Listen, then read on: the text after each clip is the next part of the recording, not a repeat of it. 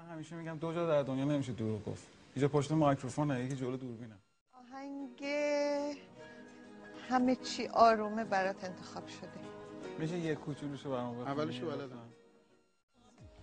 نظرت چیه؟ یه خود تو شعرش مشکل دارم ولی خب درستش میکنم، حفظش میکنم.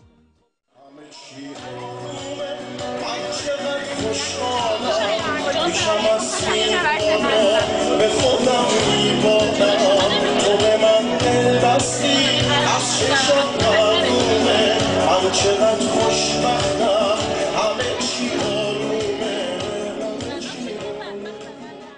همه چی آرومه من چقدر خوشحالم پیشم هستی حالا به خودم میبالم تو به من دل بستی از چشات معلومه من چقدر خوشبختم همه چی آرومه.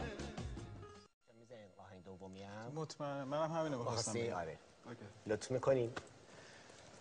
برگی سویت یار کمتر زن شانه چون در پیچ و شکنش دارد دل من کاشانه چون در چین و شکنش دارد دل من کاشانه.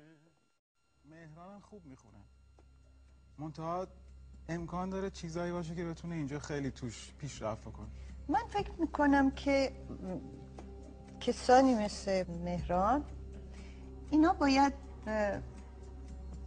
آهنگای دیگه در اختیارشون بذاریم دقیقاً بخونن اون وقت بشه. دقیقاً تو این کارهایی که الان خوندن ایشون که کار خودشو خوند. بله. ایشون هم کاری بود که از قبل روش تمرین داشت و جدید بعد ببینید چی کار میکنه.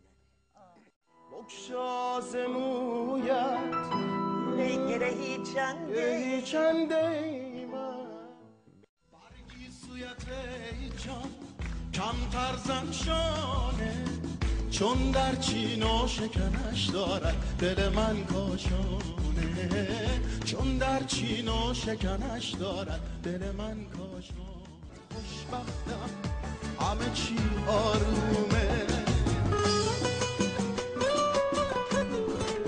ای جونم بابک سعیدی